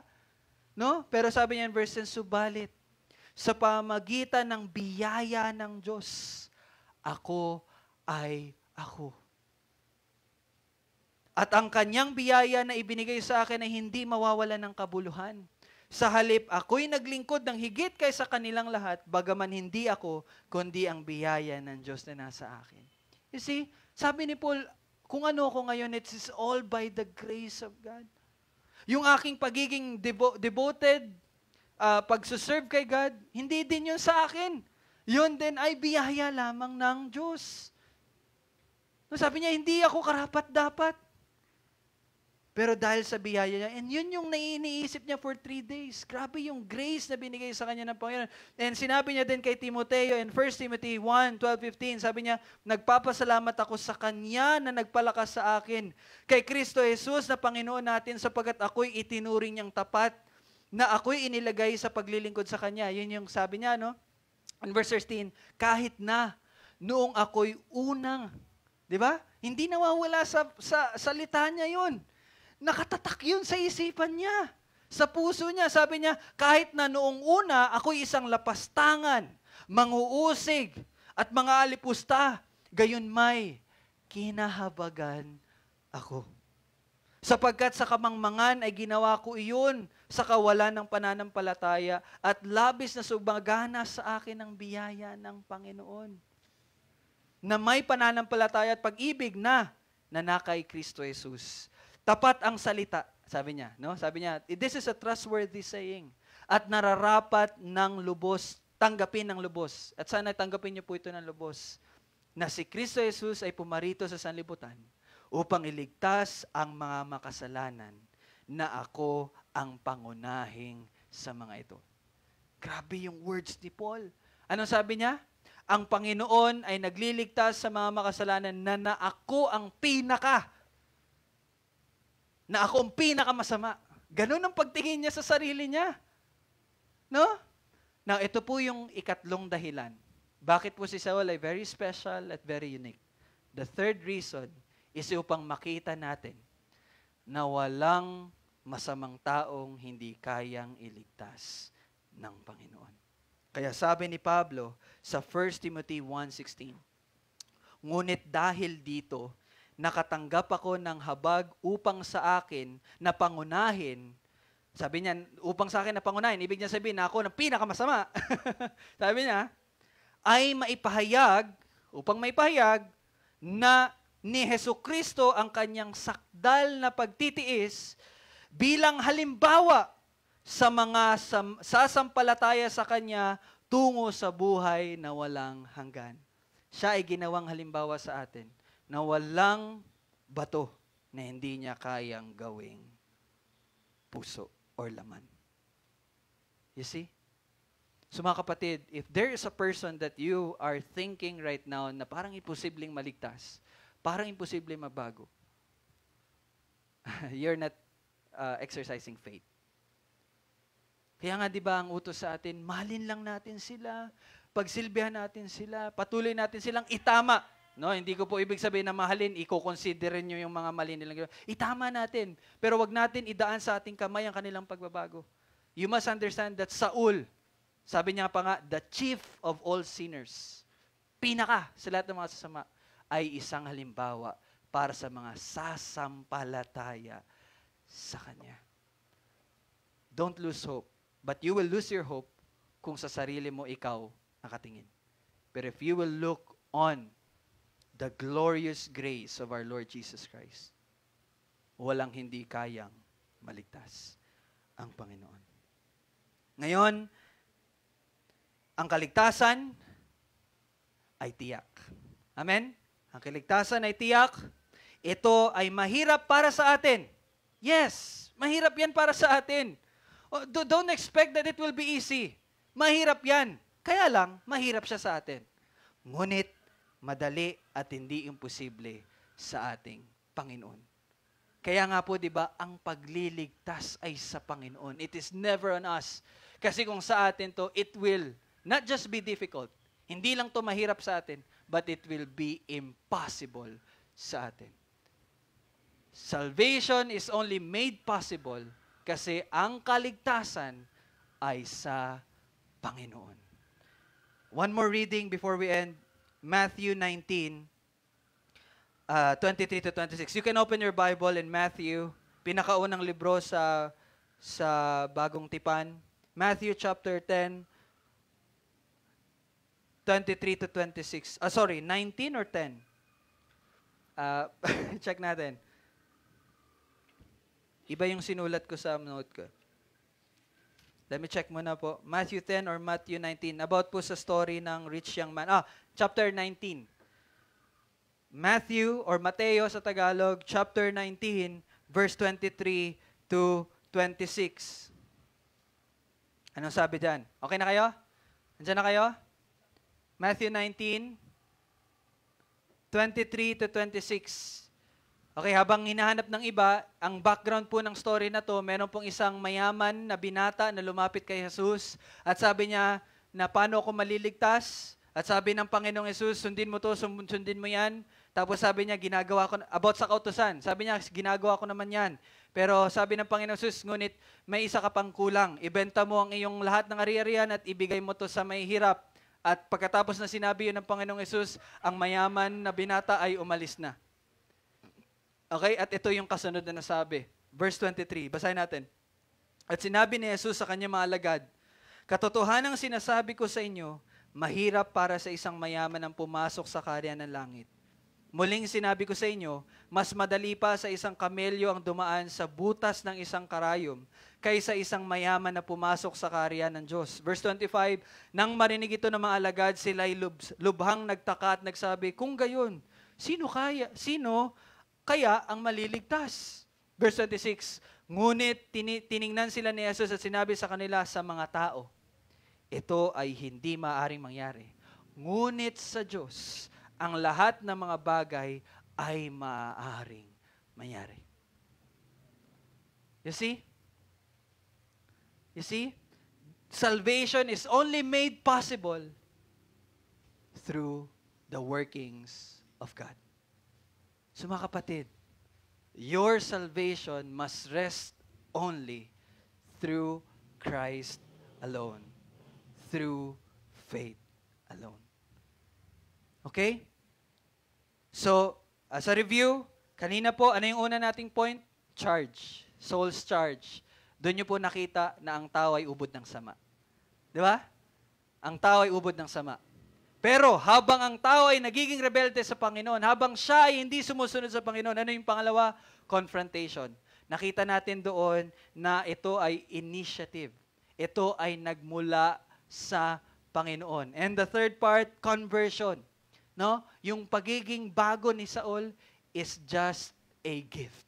Biyaya lamang yon ng ating Panginoon. And the commission, doon nyo po nakita na ang plano ng Panginoon ang mangingibabaw. Not ours. Hindi po talaga sa atin. Kahit po sa inyong rebellion, if God saves you, He will save you indeed.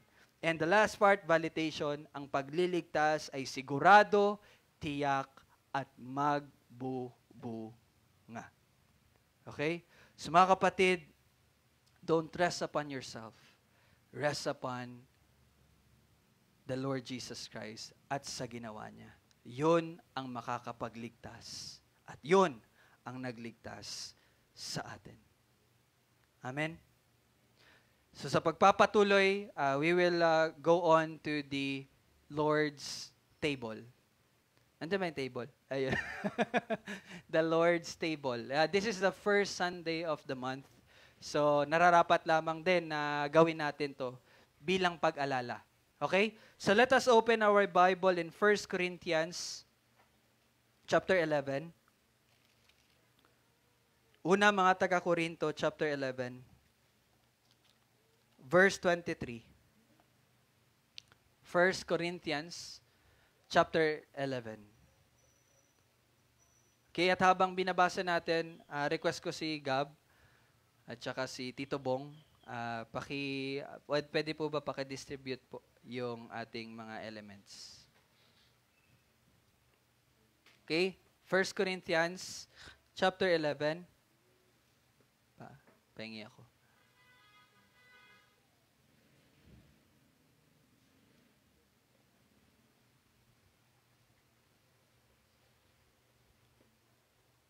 Okay, sorry po pala. Tito Bong, Gab, pause pala muna, upo muna po pala. Sorry po. I-explain ko lang po muna pala sandali. Sige, okay lang. Explain ko po muna sandali. Ito po yung sinabi dito. In 1 Corinthians 11, verse 23, sabi ni Pablo, sapagkat tinanggap ko sa Panginoon ang ibinigay ko naman sa inyo. Now, you must understand na ito ay sinabi ng Panginoon sa kanya. No? Na ang Panginoong Yesus, nang gabing siya'y ipagkanulo, ay dumampot ng tinapay. In verse 24, at nang siya'y makapagpasalamat, ito ay kanyang pinagputol-putol at sinabi, ito ay aking katawan na pinagputol-putol para sa inyo, gawin ninyo ito sa pag-aalala sa akin. Now, yung katawan po ng Panginoong Yesus, hindi po literal na pinutol-putol, no? Pero kailangan po nating maunawaan na ang kanyang katawan ay ibinigay sa atin bilang pag-ako ng lahat ng ating mga kasalanan. Ang kanyang katawan ay nasugatan, siya ay dumanak ang dugo sa kanya. Dahil yun po ang pagpapakita ng pag-ako niya ng lahat ng kasalanan ng mga makasalanan. Okay? Kaya sabi niya dito, ito'y aking katawan na pinagputol-putol para sa inyo. At ang kinakausap niya po dito ay yung mga mananampalataya. At sabi niya, gawin ninyo ito sa pag-alala sa akin. Now, yung salita po ditong pag-alala is not just remembering, but actually ito ay pagpapakita ng pakikiisa sa ating Panginoong Jesus. And sabi niya sa verse 25, sa gayon ding paraan ay kinuha niya ang kopa, pagkatapos maghapunan, na sinasabi, ang kopang ito'y siyang bagong tipan sa aking dugo, gawin ninyo ito tuwing kayo'y iinom nito sa pag-alala sa akin. Now, you must understand that the blood, no, yung wine or yung juice na ito, na siyang element bilang dugo ng ating Panginoong Yesus, yun po ay ang bagong tipan. What is the new covenant? The new covenant is the covenant of grace. Ibig sabihin po ng tao, ang kaligtasan niya ay tangi lamang sa biyaya ng Diyos. The new covenant doesn't require us na sundin ang kautusan. Kasi kung ating i-depende ang ating kaligtasan sa kautusan, you must perfect it. Ibig sabihin, dapat sundin mo lahat. But we will always fail on that. But this time na tayo po ay, ito po, ang pag-inom natin nito ay ang bagong tipan sa kanyang dugo. Na tayo po ay naligtas sa biyaya lamang. Okay? And sabi niya sa 26, sapagkat sa tuwing kainin ninyo ang tinapay na ito at inumin ang kopa, ipinapahayag ninyo ang kamatayan ng Panginoon. No? Ipinapahayag natin ang kamatayan. Ibig sabihin, alam niyo ba ang ibig sabihin ng kamatayan ng Panginoon? Yun po ang pagluluwalhati ng Ama sa anak. His death is actually the glorification of the Father to the Son. Why? Kasi dito niya po ibinigay ang tagumpay. Dito niya po ibinigay ang pagliligtas. So the Son is glorified in His death. Okay? Ipinapahayag natin yon, ang pagluluwalhati sa anak. Hanggang sa dumating siya. So, pagpapahayag po ng paghahari ng ating Panginoong Jesus. At ang kanyang pagdadating bilang pagkokompleto ng lahat. No? Nandun na po yung judgment and then nandun na din po yung complete salvation na atin pong hinihintay. Yung mana na ating hinihintay. Kaya, okay, ito yung dahilan bakit ko po pinestop muna. Kaya, verse 27, ang sino mang kumain ng tinapay o uminom sa kopa ng Panginoon sa parang hindi nararapat ay magkakasala sa katawan at dugo ng Panginoon. What does it mean? Kung ikaw po ay hindi tunay na nananampalataya, kung ikaw po ay hindi tunay na naniniwala na ang kaligtasan mo ay sa pamagitan lamang ng ginawa ni Jesus. If ikaw po ay patuloy na nagiging dependent sa sarili mong magawa, you must repent and you cannot drink. Hindi ka po pwedeng makisalo sa amin. Okay? Naintindihan niyo po? If you are unbeliever, if hindi ka nananampalataya sa Panginoon Jesus, you cannot drink this. You are just adding judgment unto yourself. Okay? And kung sino man dito din, ang mananampalataya na, ngunit siya ay may unrepentant sin. Okay? Kung ikaw man ay merong unrepentant sin, ibig ko pong sabihin, hindi ko po ibig sabihin na dapat i-stop mo muna yung kasalanan.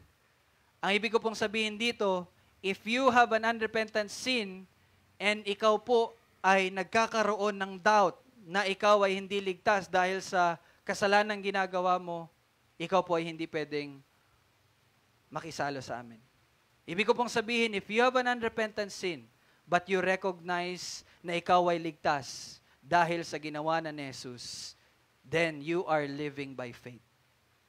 Pero hindi ko din po ibig sabihin na manatili ka sa unrepentant sin na ginagawa mo. No. Actually, ito dapat na pag-aalala natin ay dapat maging pagpapalakas sa iyo na pagkatapos nito ay iyon ang tatalikuran yung kasalanang iyon. Naintindihan niyo po?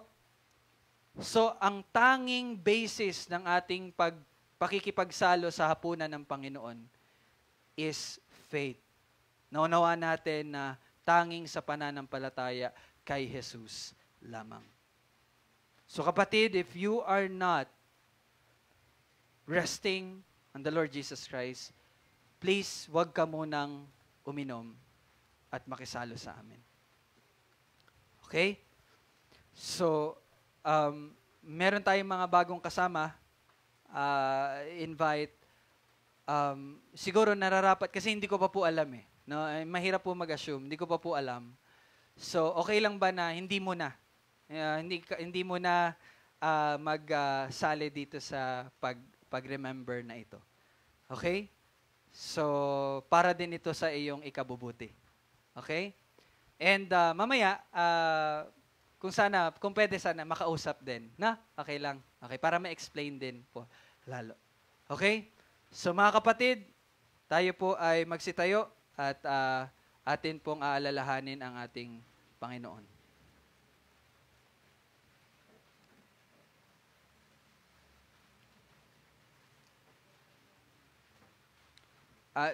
Kay Jill naman, ikaw, nasa ano mo kung pwede ka na uminom? Hindi mo na?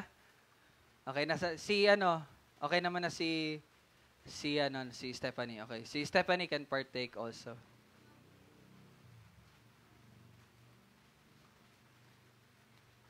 Yung mga kids, pwede naman na naunawaan na. Okay po. Ako po, wala pa po akong bread.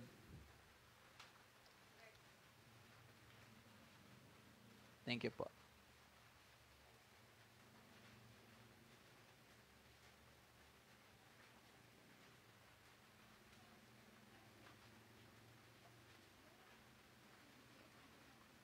Okay po. So tayo po'y manalangin muna at magpasalamat sa Panginoon. Salamat o Diyos sa panahon na ito at kami na umaalala at kami na nakikisalo sa iyong presensya sa kalangitan. Salamat Panginoon na kami ay kabilang na sa iyong sambahayan, nakapaloob sa iyong kaharian at ito ay dahil sa katawan at dugo ni Jesucristo, ang kanyang kamatayan, nang siyang nagbigay ng tagumpay over sin, over death. And ngayon ay aming inahayag ang pagbubuhay muli sa iyong pagbabalik. Salamat sa biyaya mo, sa kaligtasang ipinagkaloob mo sa bawat isa na iyong kinahabagan, iyong kinawaan, at iyong inibig. Mga kapatid, let us partake the bread.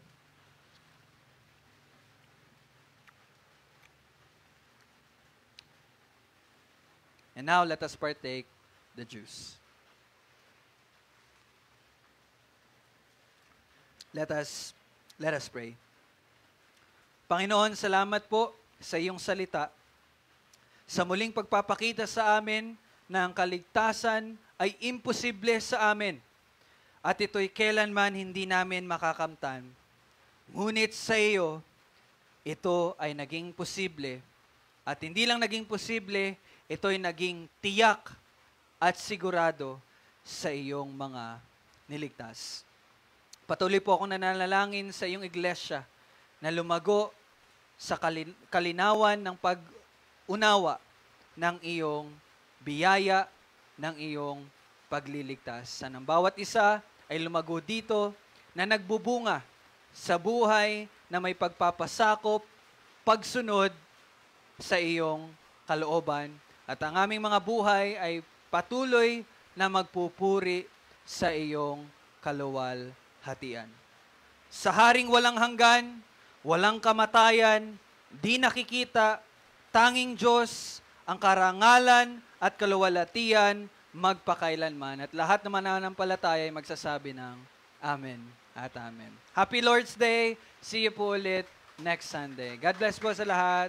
Thank you. Bye-bye. Thank you din po sa nanonood sa online.